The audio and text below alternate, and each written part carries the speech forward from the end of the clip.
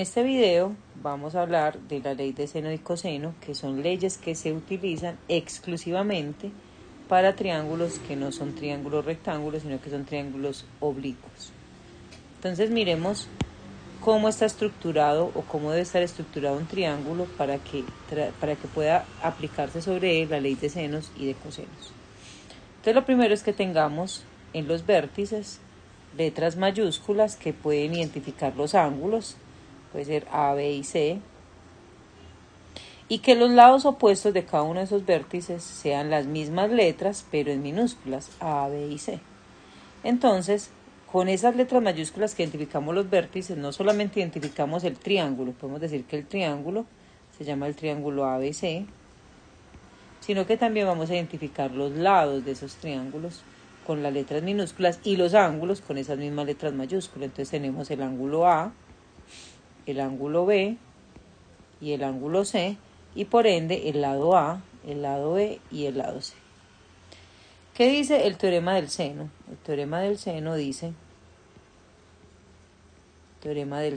dice que yo puedo encontrar, si tengo el seno del ángulo A y el lado A, o el seno del ángulo B y el lado B, o el seno del ángulo C y el lado C, puedo encontrar, dependiendo de lo que tenga, puedo encontrar o un lado o un ángulo.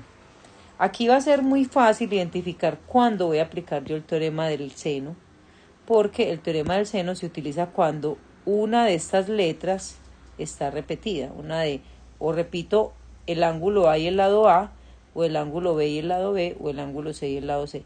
Cuando una de esas se repite, puedo aplicar el teorema del seno.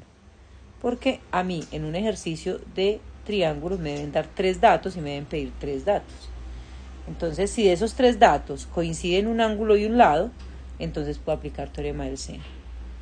Si no coinciden, entonces si tengo, por ejemplo, 2 lados y un ángulo que no tiene nada que ver con esos lados, por ejemplo, tengo el lado B, el lado C y el ángulo A, entonces no puedo aplicar teorema de seno, sino de coseno. Entonces, vamos a mirar acá. El teorema del coseno, que también es muy específico, lo voy a poder aplicar cuando yo tengo 2 lados, tengo que tener 2 lados y el ángulo que se forma entre ellos. Puede ser que tenga los lados B y C y el ángulo A, o puede que tenga los lados A y C y el ángulo B, o puede que tenga los lados A y B y el ángulo C. Y ahí se dan cuenta que el ángulo no coincide con los lados. Porque si el ángulo coincide con los lados, pues aplico teorema del seno y no teorema del coseno. Entonces, dependiendo el lado, el tercer lado que yo decida hallar, voy a utilizar la fórmula que más me convenga. Aquí voy a dejar las fórmulas del teorema del coseno.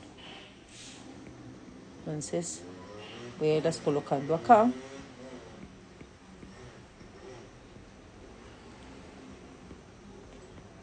Y vamos a ver un ejercicio de aplicación.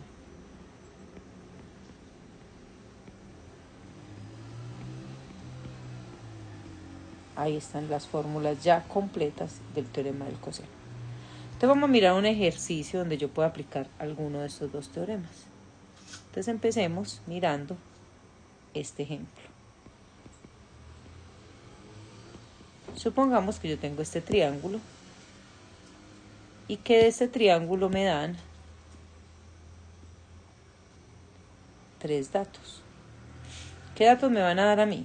Vamos a mirar acá. Me dan este ángulo de acá, que me dicen que mide 40 grados. Me dan este lado de acá, que me dicen que mide 5 centímetros o 5 unidades.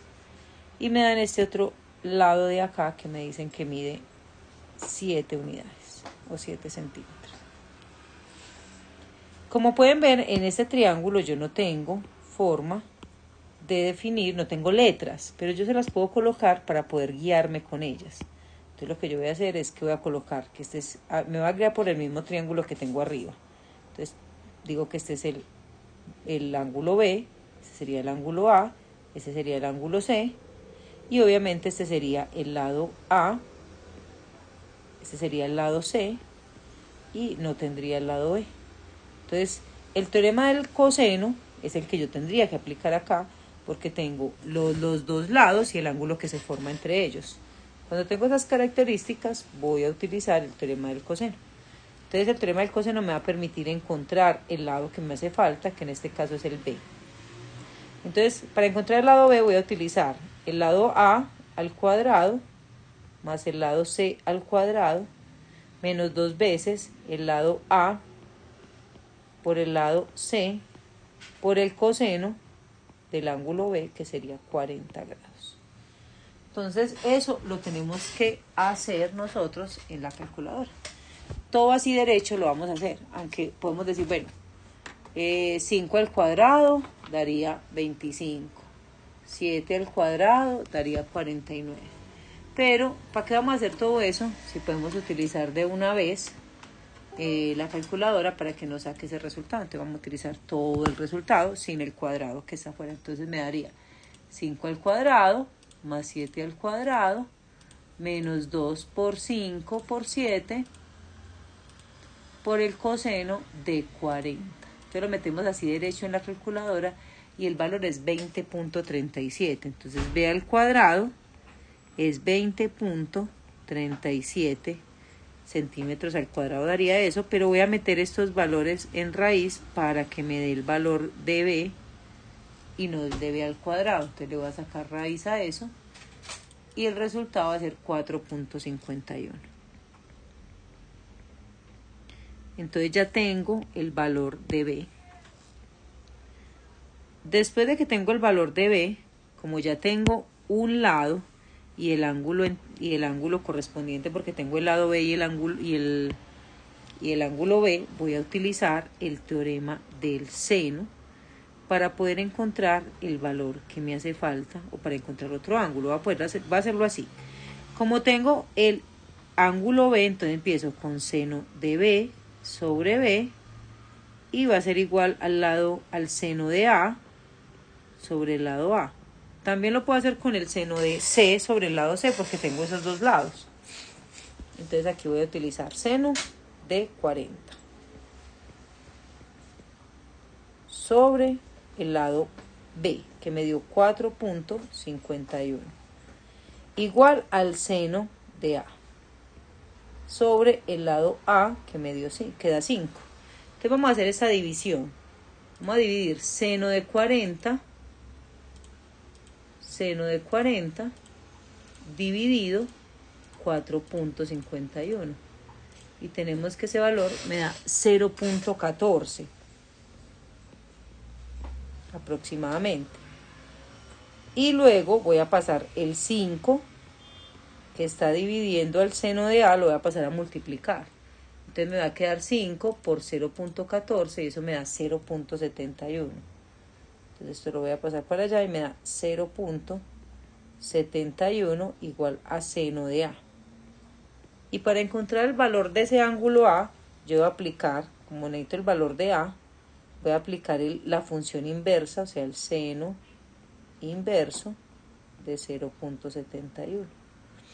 Entonces eso me va a dar aproximadamente, vamos a hacer la calculadora, chip seno de 0.71. Eso me da 45.23. Entonces 45.23 grados sería el ángulo A. Entonces ya tengo el ángulo A y me faltaría solamente, de todos los datos que no tengo, me faltaría el ángulo C. Pero hay un teorema que no se los puse acá, pero es porque es de conocimiento común, y es el teorema de ángulos interiores, el que dice que en todo triángulo la suma de los ángulos es igual a 180. Y yo ya tengo dos ángulos, tengo el ángulo B y tengo el ángulo A. El ángulo A da 45 .23 grados. El ángulo B da 40. Entonces voy a poder encontrar el ángulo C simplemente sumando estos dos, que me darían 85.23 grados, y pasando esos 85.23 al otro lado, voy a encontrar el valor del ángulo C. Entonces, ¿cuánto me da 180 menos ese valor? Menos 85.23, eso me da 94.77.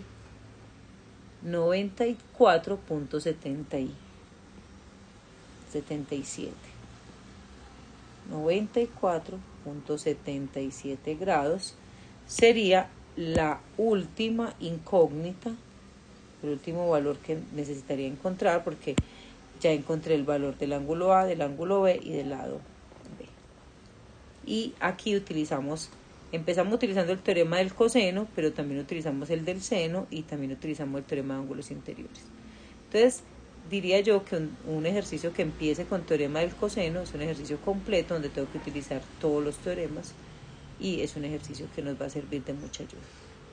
Si hubiéramos tenido, por ejemplo, un lado común con un ángulo, no hubiéramos tenido que utilizar jamás el teorema del coseno, hubiéramos utilizado 2 veces el teorema del seno y una vez el teorema de ángulos interiores y hubiéramos solucionado. Entonces, digamos que este es el ejercicio de pronto más complejo, pero en un próximo video les haré otros ejercicios diferentes para que tengan la posibilidad de compararlos. Espero que les guste el video y les sirva.